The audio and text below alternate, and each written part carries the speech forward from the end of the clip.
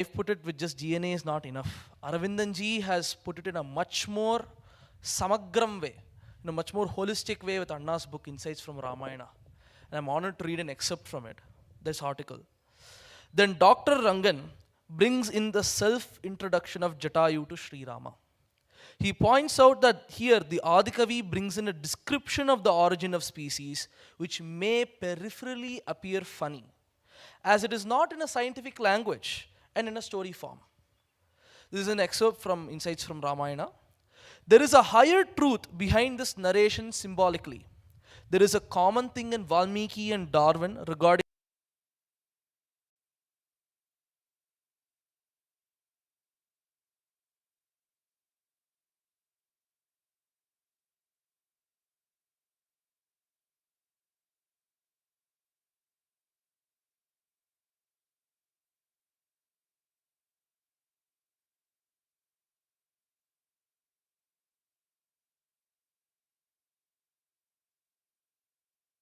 point out here that the Western collective psyche either rejected Darwin or perverted Darwinian science into social Darwinism, justifying radical racial superiority, colonial cruelty, and economic exploitation. It is only a very small fraction of academia that has talked about this unifying vision at the core of Darwinian vision of all life as a related phylogenetic family. Dr. Rangan lucidly and yet authoritatively brings this vision of benediction of all life to the public. For this, his guiding light is Sri Rama of Valmiki. Comes back to that. Darwin is freed of social Darwinist slur and made into a visionary for embracing all life as one family through Valmiki. These 189 pages of the first volume of Ramayana Insights are a must read for every devotee of Sri Rama and also for every student of Indian culture. I'll let that sit in with everyone. Anna will continue probably on this tone because the next point in the slide is Darwin and Valmiki for Anna's slide also. So let Anna continue his insights into this. Sitaram.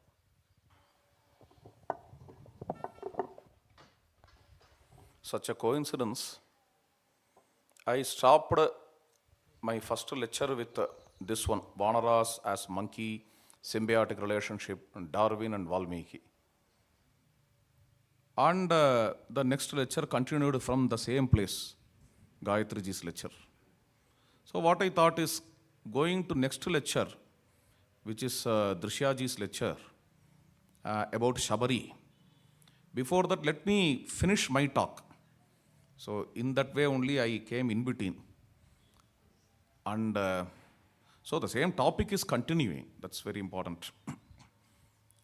In today's morning lecture, after its conclusion, a person came to me and asked, what is Ramayana's view on insects? It's a very nice question. And he also continued his question. Generally, regarding insects, there are negative opinions in society, like they are very inauspicious. Is mosquito, not mosquito, what is a spider? Spider is seen as very dangerous, venomous and all. Like that. How Ramayana perceives all these things? A very interesting question. Definitely nowhere Valmiki stamps any insect as highly negative or negative itself, or inauspicious or negative. The kind of comment never comes in Valmiki's Ramayana. But I'm remembered of, because when he was coming and asking this question, Srimati Gayatri ji also was there. She was reminding me Kausalya Mangala Shasana Ghatta, where Kausalya blesses Rama before Rama's departure to the forest. It's a very good chapter where she is talking on so many things. So since she reminded me, I again went to the chapter and went through the chapter. Of course, this chapter doesn't have directly anything regarding the insects auspiciousness or inauspiciousness. But it has hints, it has a tone Okay. Better we can understand the tone, we can derive out of it.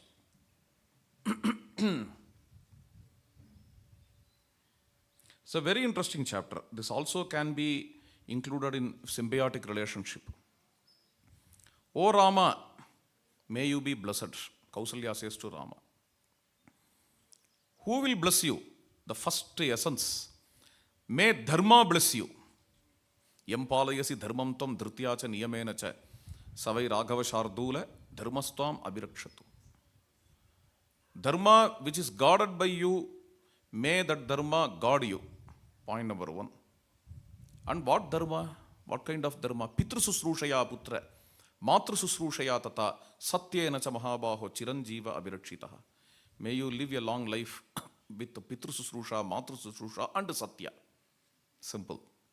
And then, yebhyaha pranamase putra, whatever gods you worship, gods and goddesses you worship, may all those gods and goddesses bless you. Then she says, what are those gods and goddesses, as I was talking about? And in that context, all the Vedic gods' names are coming here. Swasti sadhyascha, visvecha marutascha maharshayaha, swasti dhata vidhata cha, swasti pusha bagaha aryama, lokapalascha te sarve, vasava pramukaha tatha. Okay. What are these gods and goddesses? Again, if you see the essence of this chapter, is again animistic. Again animistic. Ritavaschaiva, seasons are gods. Pachascha, in English, pacha? Fortnights. May fortnights guard you. Seasons guard you. May months guard you. Samvatsaraha, years guard you. And then Chapaha. Chapaha here, according to commentaries, days. May days guard you. And then Dinani cha, Muhurtas cha, all these things are coming. Actually, Dinani is day. Chapa is Sita Rasmeri, but Chapa, night. Nights and days, may nights and days guard you. And Muhurtas guard you. Swasti Kuruvantu te sada. And what to say? Pusha, nourishing sun. These are various manifestations of sun. Pusha, Bagaha, Aryama. And all these things are coming, right? And the cognitive principles. See? Smritihi, dhrutischa, dharmascha, patutvam putra sarvataha, skandascha bhagavan devaha, somascha sabrihaspatihi, saptarshayo naradascha. Yeah, always I enjoy this statement, saptarshayo naradascha. You know? Yesterday somebody was talking about how Valmiki was roaming in forest as a hunter. And in one Purana, Narada comes to transform Valmiki. In another Purana, Saptarshis come to transform Valmiki. Even regarding Dhruva, when Dhruva went to have Lord Narayana's darshana, on the way in Vishnu Purana, Saptarshis come. In Bhagavata, Narada comes. Okay. And here Valmiki brings both of them together, Saptarshayo Naradascha. This has some significance. Okay. Is Narada a combination of Saptarshis? We need to understand. Saptarshayo Naradascha, Tetvam Rakshantu Sarvataha. May Narada and Saptarshis guard you. Disascha Sadigishwaraha. May the directions guard you. That is how it goes. Shailascha Sarve. May mountains guard you. Samudrascha, oceans guard you. Raja Varuna Yevacha. The Lord of gravity, Lord of cosmic order, the presiding deity of cosmic order. Dyauhu, sky, Antariksham, atmosphere, Prithvi, earth, Nadyaha, rivers, Nakshatrani, stars, Grahascha, planets, Ahoratri, of course, day and night, and Sandhya, Sandhya, dawn and dusk, Sandhye, dawn and dusk. May all this guard you. Ahoratre tata Sandhye, Pantutvam Vanamashritam.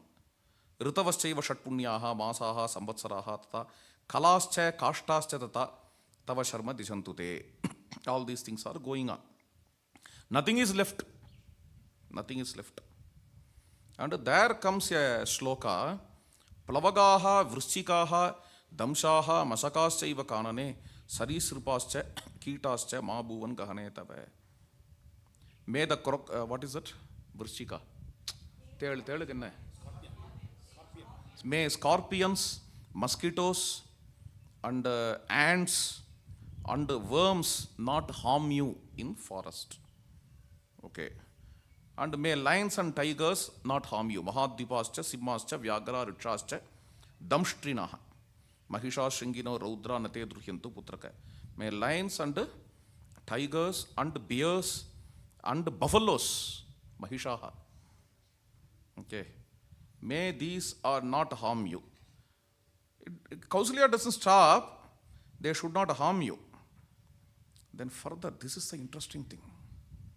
What she says, Patangaha, Pannagaha, Simhaha, Tvam Rakshantu Narottama. Okay. May those lions and tigers and bears guard you. Okay. Of course, here the insects are not coming. But in previous shloka, what we saw, may the insects not harm you. Here, my insects and lions not harm you. Here in this shloka, Kausalya picks up only lions. In that, we can add insects too, in tone. Okay. The same perception she should have with insects too, in the tone. That is what I perceive. See, you should understand, Kausalya-like persons, they are staying in city, Ayodhya, Kosala kingdom. Dasaratha is considered to be an emperor. She is empress. But their worship here, if you see, is animistic. Their spirit, that's a very interesting thing. The whole chapter is filled with these things. Standilani, Vichitrani, Shailaha, Vrikshaha, Chupa, Hradaha. In what way we can understand this epic? They are not sitting in forest, Kausalya or Sumitra. They are not sitting in forest, but they are completely associated with the forest. This thing I want to share. So, she says, Samit Kusha Pavitrani, Vedyaschayatanani che, Standilani Vichitrani, Shailaha, Vrikshaha, Chupa, Hradaha, Patangaf, Pannaga, Simhaha, Tvam Rakshantu Narottama. May the sticks, fire sticks used in the Vedic rituals, and also the fire altar, also the trees and the mountains, also the streams and the pools, and the birds and the lions and tigers and bears, may these all guard you in forest. This is what Kausalya says. You want to tell something?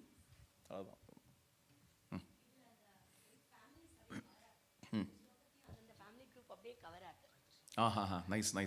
Very nice. So we can make a comparative study of this chapter with Jatayu's ancestry. This is interesting. When we go through the chapter of Jatayu's ancestry with a peripheral look as a stiff, urbanized personality, okay, one may think it's a very funny story, a mythology concocted by some superstitious fellows of good old days. Okay, that kind of understanding one may get. Okay, but when we slowly observe that chapter, a very important chapter about which she has dealt a lot, I need not again take it. Of course, this kind of chapter, this ancestry chapter, is adopted almost in all Puranas. You can see this in Bhagavatam, I think in 6th skanda, Shashta skanda, okay, about Daksha Prajapati and all. In between Ajamilopakhyanam and Vritrasuropakhyanam it comes. You can see this in Vishnu Purana. You can see this in all major Puranas. And in Mahabharata, before Pandava's story in Adi Parva. And here in Jatayu story in Aranyakanda, this comes. So Valmiki is the one who introduced it. And it is for sure that Valmiki introduced it. Some scholars believe that this must be an interpolation in Valmiki's Aranyakanda. Later, someone has interpolated in both Ramayana and Mahabharata. This is what Mr. Yardi says. He's a scholar. He says that. But when we go deeper into it, it is taken from Ramayana to Mahabharata. We understand. She has explained. Again, I am telling. Okay, it is taken from Ramayana to Mahabharata. Why Mahabharata author took it? You should not see in a modern context. This is a plagiarism. you should not take all these things. If Vyasa takes this from Valmiki, you can't call it as plagiarism and all. Plagiarism and all are modern concepts, okay? Please don't see in that way. Vyasa took it to Mahabharata in Adi Parva before Pandava's life history simply because he liked it. It's a fact. Somehow he liked this chapter of Ramayana, he took it. And with every chapter, the same chapter comes in Mahabharata. Before what? Before Pandava's lineage. Pandava's lineage, this chapter he added in Mahabharata. Simply because he liked this chapter. Why should Vyasa like this chapter? That's my question. And definitely it came only in Ramayana first, then only it is taken in Mahabharata. No doubt in it. Because she explained it. Even in Pandava's story, in the beginning, when this chapter comes, the lineage ends with Jatayu and Sampati. Please understand. When you go to Adi Parva, not in Ramayana, in Mahabharata, in Adi Parva, when you read this chapter exactly ends with Jatayu and Sampati. Next chapter starts with Pandava's story. So it's very clear that Mahabharata takes it from Ramayana. Which means Mahabharata author likes this chapter from Ramayana. Why should he like it? Probably a stiff urbanized person, if he goes through this chapter, he may laugh at it and will tell this is a cock and bull story by superstitious persons. He will finish it and throw it away in dustbin. That's all.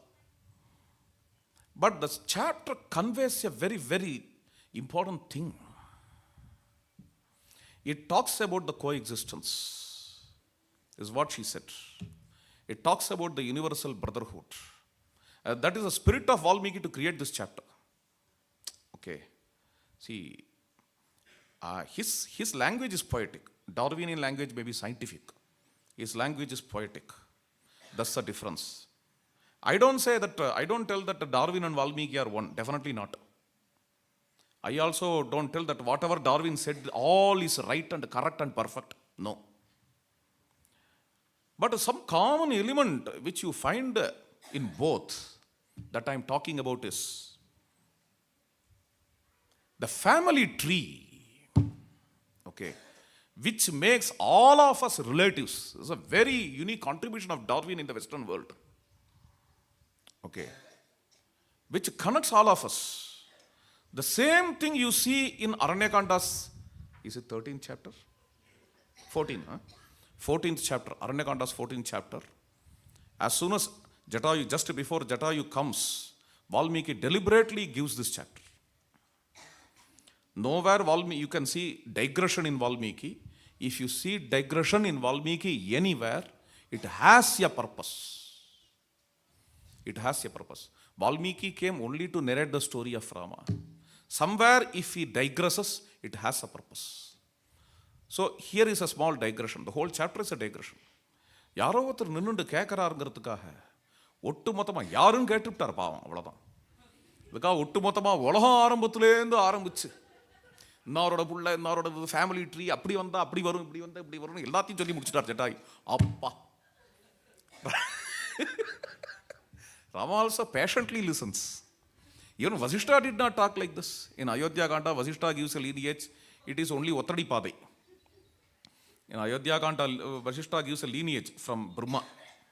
It is only Ottadi Padai. Here Jatayu brings everything. Jatayu is the old Darwin, I think.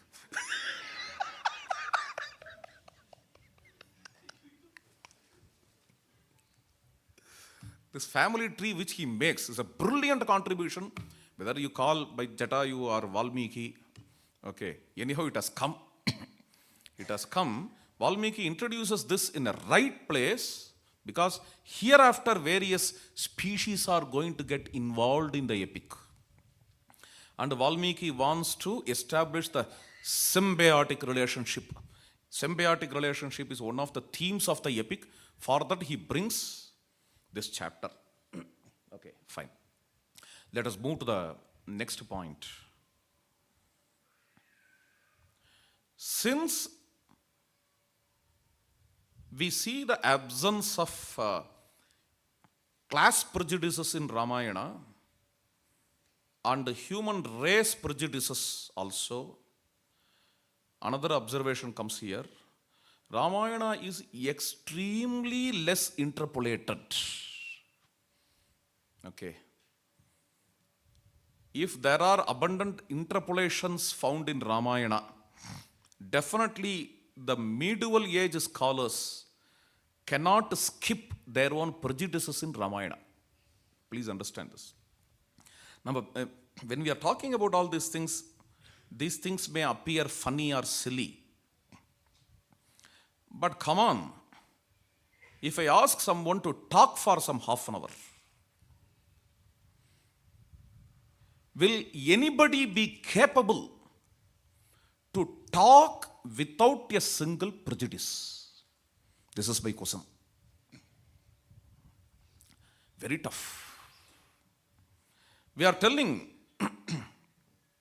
we are moving further, we are evolving. In medieval age, people were living in inequality. Now we are shedding our inequalities. We are coming out of all those dark ages. And we are going to establish an equality, liberty state. All these things we are talking. Those who talk all these things, even from their mouth, please understand, the same kinds of bad smell of inequalities without their own knowledge come out, because that spirit of inequality is still there in their unconscious mind, in their vasana. In their vasana. That we can see with several persons. To give an example, that's a simple example. Don't think that I'm talking about politics. I'm just giving an example. Giving an example. A prime minister, existing prime minister. When the party decided him to be the prime minister candidate, there were some politicians who are from the ideology which promises to establish equality in society. Please observe, it's a long line. Okay. Those persons were ridiculing this guy, this prime minister candidate, as a tea shop boy. Understood? So inequality is in vasana. And yesterday's leader of Tamil Nadu, BJP, who was that? Annamalai. And those who stood,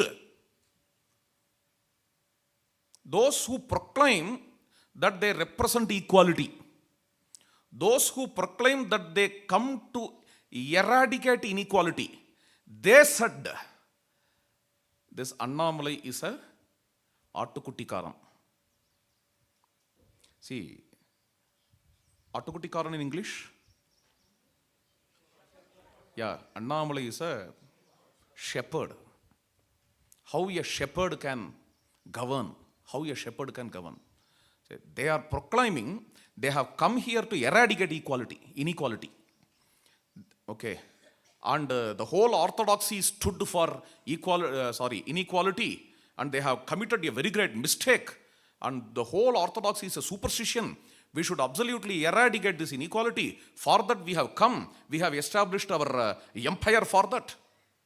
All these things they are propagating, and their vasana is not allowing them. From unconscious mind they say, Annamalai is a shepherd, how can he govern?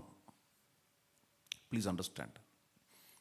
By that vasana you can understand who that guy is.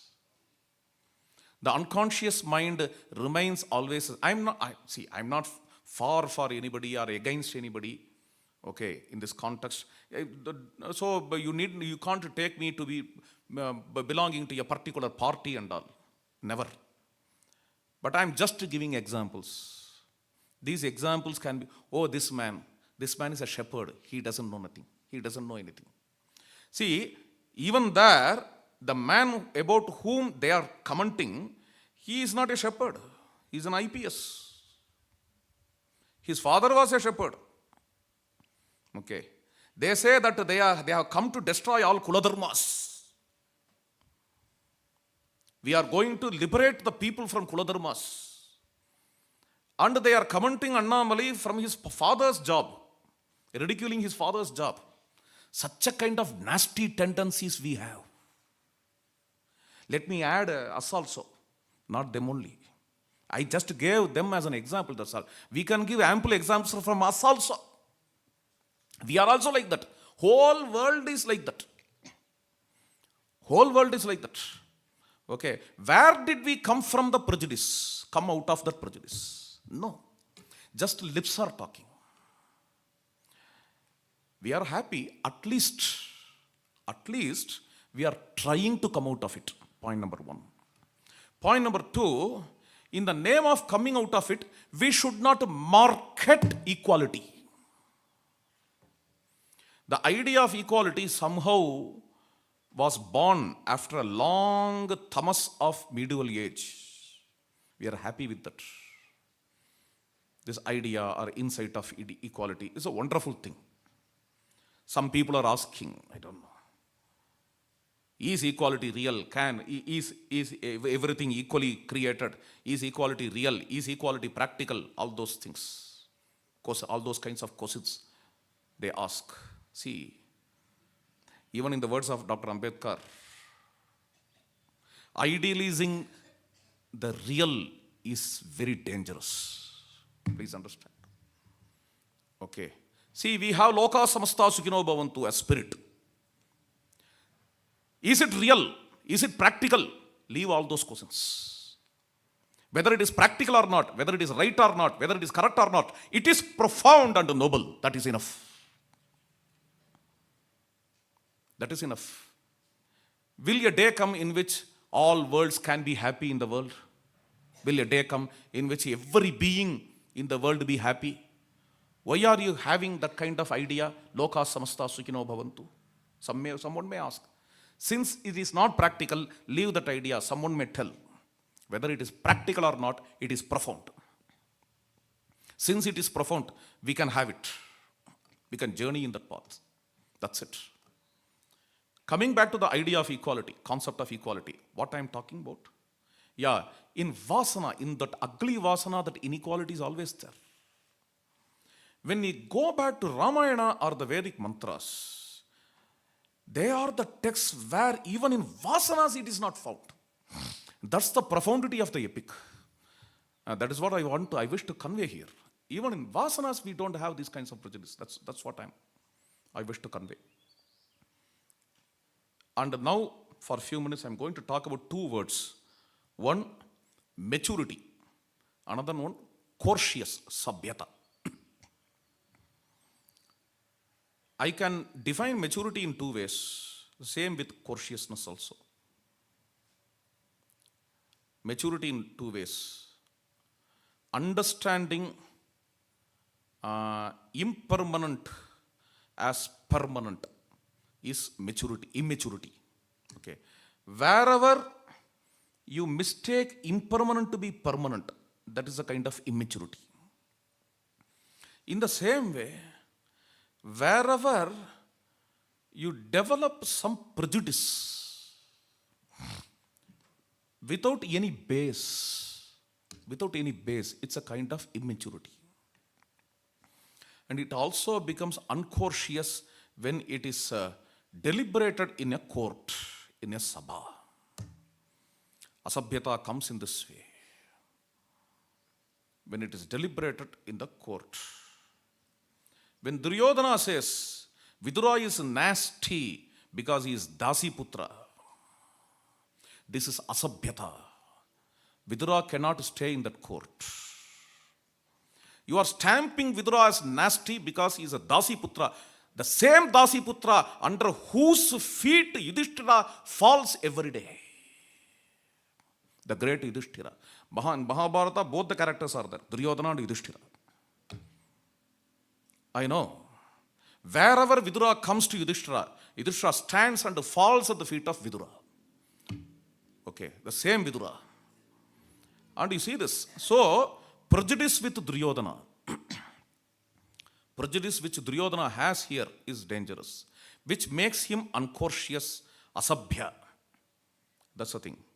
And the same thing can be called as immaturity, because based on these decisions are taken, policies are made.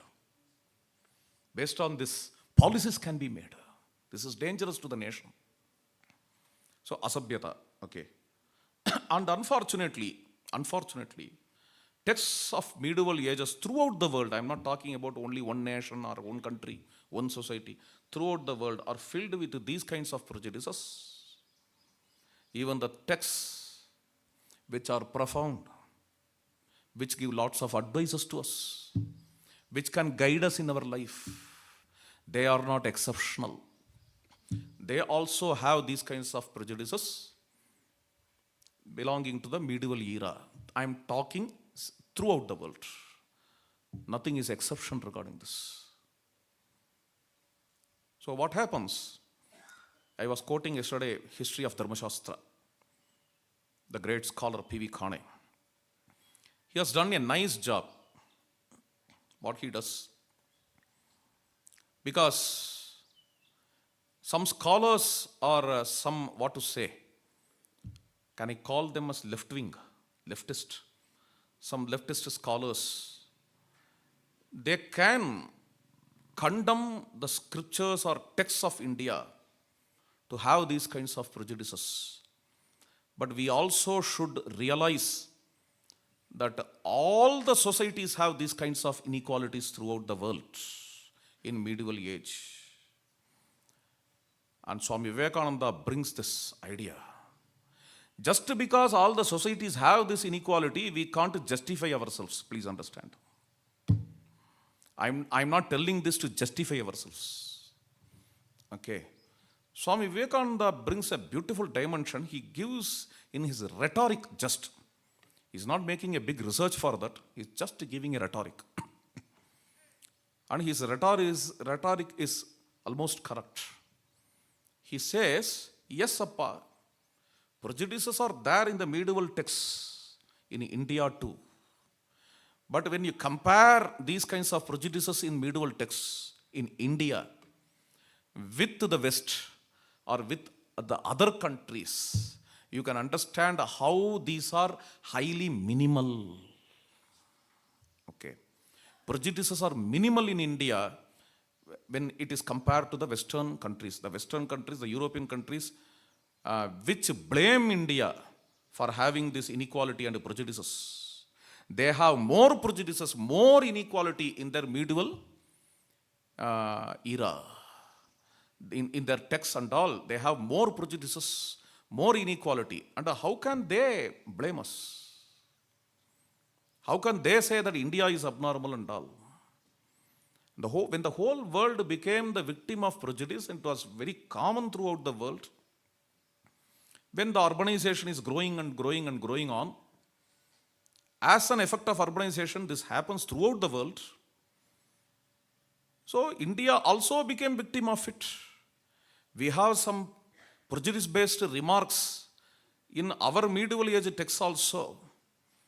And when it gets compared with the Western texts, ours is minimal. This kind of statement Swami Vivekananda gives, it is just a hypothesis. He has not proven it with the text. But what P.V. Kane did is an extraordinary job. When he gave this history of Dharma Shastra, which runs for how many volumes? Anybody any idea? Because I made some 10 students of our school to read that book. So I think 8 volumes, I think. 8 volumes, I think. Such a huge book, like our Valmiki Ramayana 10 volumes and Dhuni Deepika 10 volumes. He created the volumes for Dharma Shastra. Okay. In that he did not just give the matters, 10 volumes. Okay. 5, yes, he's right. 5 volumes. He did not give just the data as it is. Here and there he compares the status of downtrodden in Dharma Shastra, in Smritis, with what?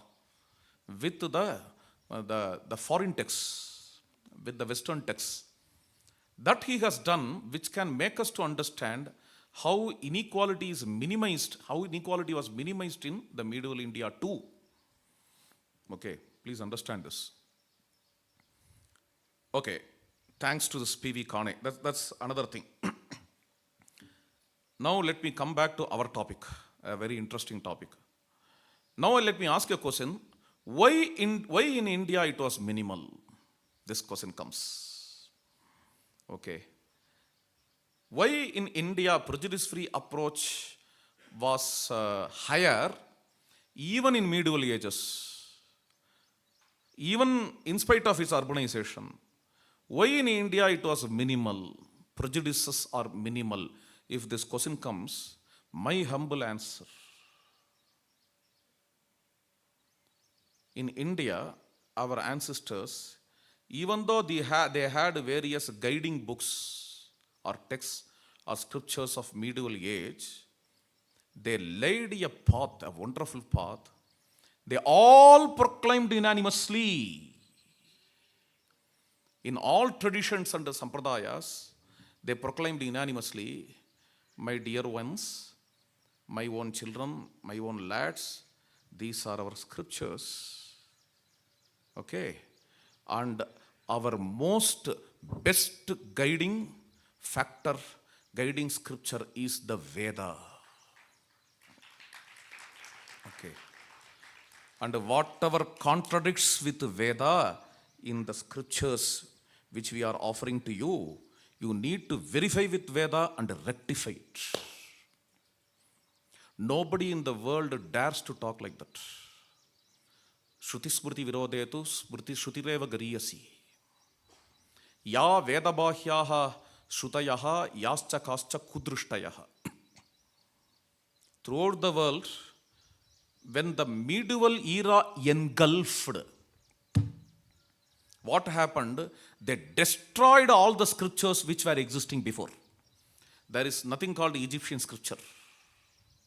There is nothing called Mayan scripture. No Mayan scripture or Egyptian scripture exists now. Egyptian pyramids are existing. Egyptian scriptures, nothing like that. They destroyed the scriptures. Okay. Of course, some epics are remaining. Homer's epics are remaining, which are of course profound.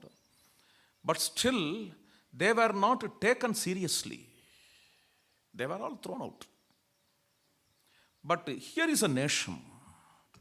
Even though we also became victim of the ideas of medieval ages due to a very strong urbanization and all, due to the very strong urge in urbanization, we preserve our ancient Veda meticulously without even changing its chair too. Okay. Meticulously we are preserving that scripture. Fortunately.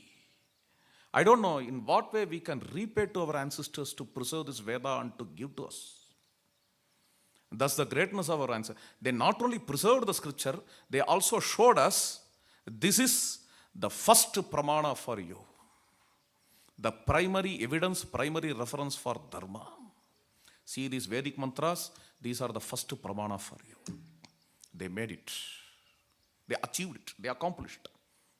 They not only stopped there, they also took Ramayana next to the Veda. Okay. They may not paid lip service. Like Ramayana is the highest pramana, they might not have told like that. But when you go to throughout the India, pan-India, anywhere, you can see this Ramayana. It is as glorious as the Veda. Probably more glorious than the Veda itself. Veda enjoys the greater authority than Ramayana, but Ramayana enjoys more glory than Veda. Rama's story, everywhere, anywhere, Ramayana can be found. I am surprised when you come to Tamil Nadu. Yesterday, Jatayuji was touching that. Vaishnavis, don't think that Vaishnavites alone were preserving Ramayana. Equally Shaivites. I am not talking about Smartas. I am talking about Shaiva Siddhantins. Okay. You go to the old temples, Pullamangai, the Nayanmar Padalpetral Sthalams, or Senjadayar Kovil, or this, what is that, Dharmapuri, Mallikarjuneshwara temple. Okay, there is one gentleman named Gokul Sheshadri who brought a wonderful thesis. You are talking about this has to be brought as a thesis. Already there is a thesis. Thesis is brought by this gentleman, Mr. Gokul Sheshadri. He is also from Srirangam. And he has, with all photographies, he has, in detail, he is showing how many 1,000 years old temples of Tamil Nadu has Ramayana. What is that? Miniature. Am I right? Ramayana sculptures. Ramayana sculptures. And Vasiyara. It's not that only in Vishnu temple Ramayana sculptures are found. In several old, ancient Shiva temples you can see Ramayana sculptures. And not only that, you see that manuscripts of Ramayana, Valmiki Ramayana, and their even translations are preserved in Shaiva Siddhantam much equally to Vaishnavas. This is very interesting. And recently in, what is that place? Huh? Tirupattur. In Tirupattur there is one Shiva temple, very old temple. While they are renovating the temple, they found out some manuscripts of Valmiki Ramayana Tamil writing. It's a very interesting thing. And those things were written by some Mudaliyar, some Shaiva Velalars. Okay. The whole copy is the Tamil translation of Valmiki Ramayana by some Shaiva Velalars. In this way, unanimously Ramayana is accepted throughout India. Okay. Unanimously. Of course, regarding Veda, Buddhism may not accept. Jainism may not accept. But Rama, they also have accepted. Rama is everywhere. Okay. That's the greatness of Rama. So people, Rama is people's hero. So they turn back to Rama. If they want to practice Dharma, what is Dharma? How to, in this context, in what way I can do Dharma? There they turn back to Rama. They turn back to Sita. They turn back to Lakshmana. That idea is throughout India. Fortunately, that Ramayana and the Veda, the importance given to these two scriptures, Veda and Ramayana, seeing anything and everything from the base of these scriptures, okay, this has preserved us. Even though we have grown in urbanization, this has preserved us. And that is why the inequality and the prejudices are minimal in India compared to other countries. This is my humble opinion. Others may reject it or not, I don't care, but this is my humble opinion. Okay. And various great saints also, about whom we are going to see afternoon.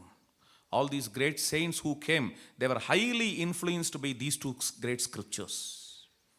Okay, these two great scriptures. Sri Aravindanji was writing a wonderful book. History, what is the name of that?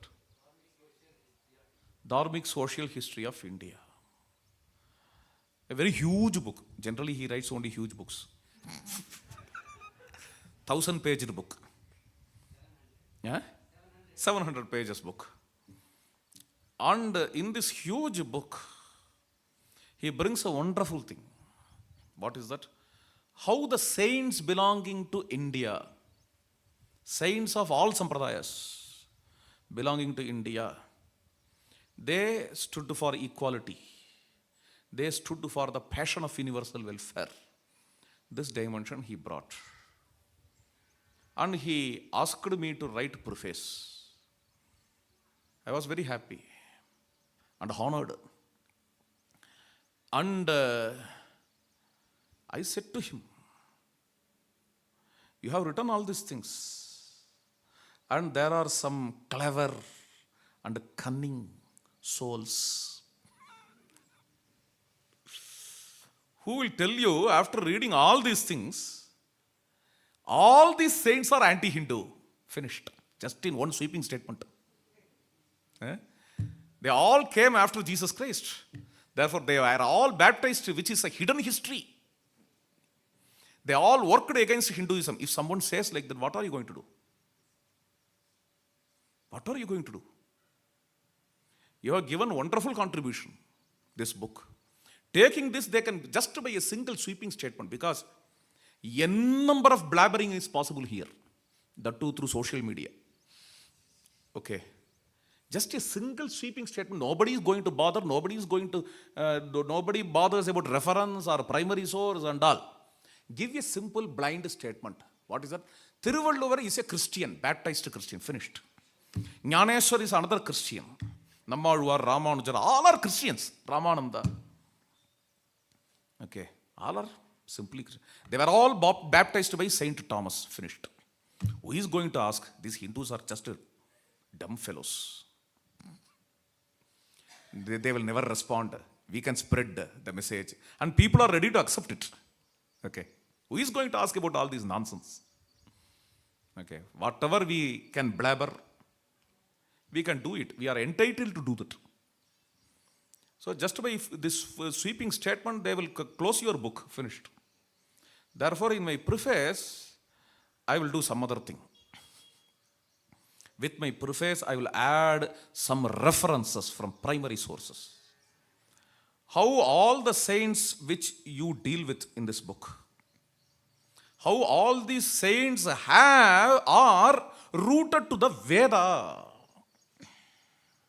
This has to be shown in that book, I felt.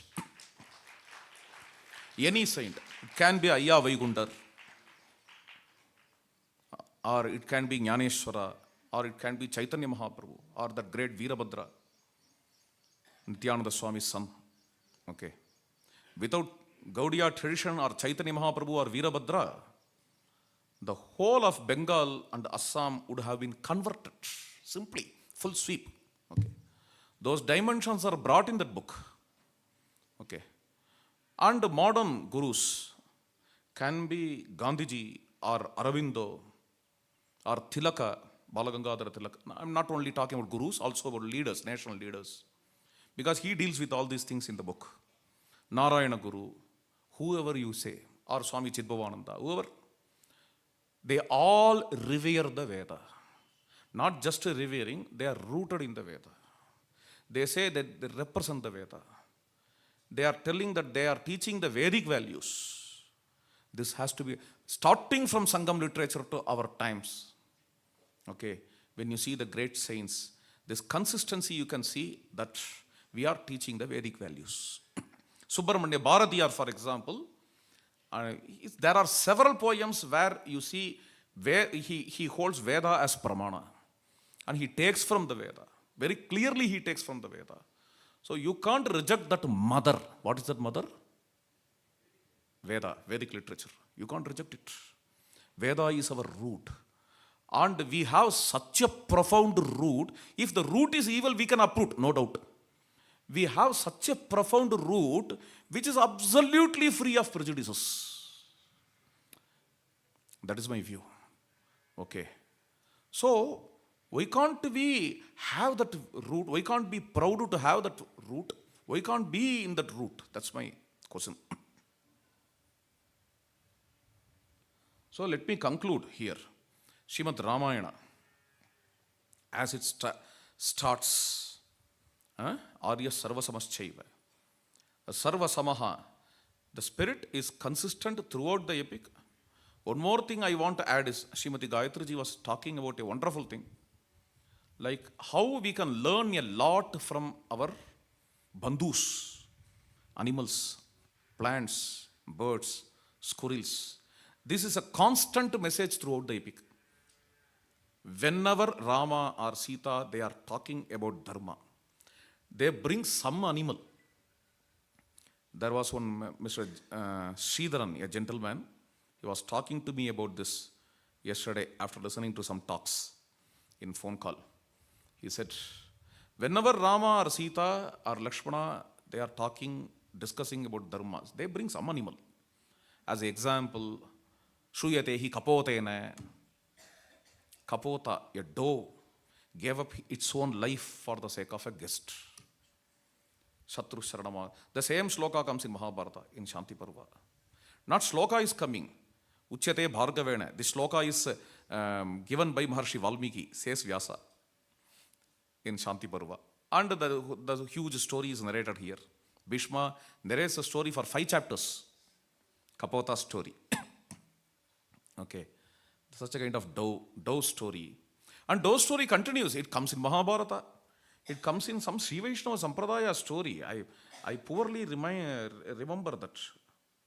Because I think in Abhayapradhana Sara text,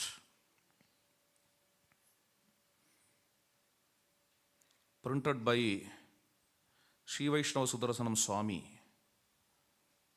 somewhere in footprints it is given. I vaguely remember. I will go and check. I have that book. Somewhere in footprints it is given. Some jeer, before his departure, disciples come and ask, "You are departing, sir, but we see some kurai." Kurai in English? Some defect in your face, facial expression, while you are leaving your body. What is that? Because we are here to fulfill Guru's, Acharya's instruction. We want to fulfill. Please tell us, what is the defect in your face? No, I am very happy. While leaving, I am very happy. Due to the grace of Emberuman, I am fulfilled. This is fine.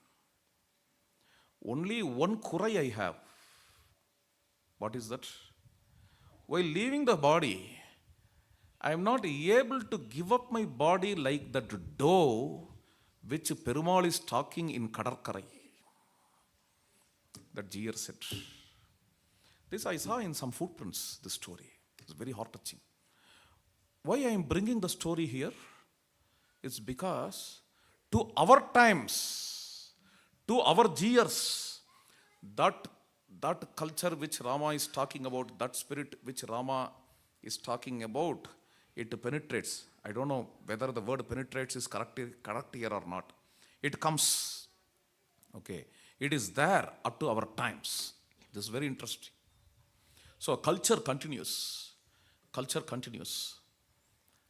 And there in Sitama also, Nakaschita Naparadhyati, when Hanuman asks Sita Devi, "Can I kill all these Rakshasis who tortured you?" She says, "Nobody is flawless in the world, Appa."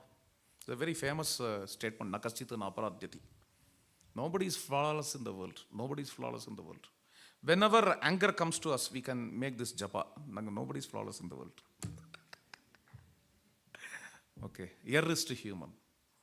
And as Ramayana readers, we all know that this is Sitama's statement. But Sita says there, this statement is given by some animal. This wisdom is given by, please refer to that, which animal? Some animal. Shuyate? No. Vyagra Samipetu, something like that. Karadi, bear. Some bear is talking about Nakaschita Naparadhyati. This is what Sitama says. Likewise, in many places in Ramayana, when Dharma discussion comes, they quote some animal. And they take some features of some animals and talk about it. See, this animal has that feature, therefore we should be in Dharma.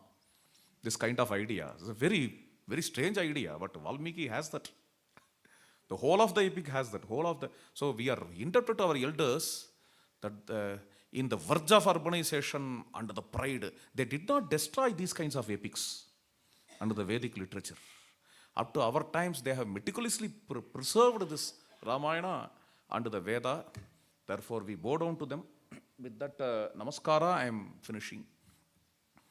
The scripture which is absolutely free of all prejudices alone deserves the highest honor regarding being pramana for dharma. So this can be the last statement of this lecture. Again, I repeat, the scripture which is absolutely free of all prejudices alone deserves the highest honor regarding being pramana for Dharma.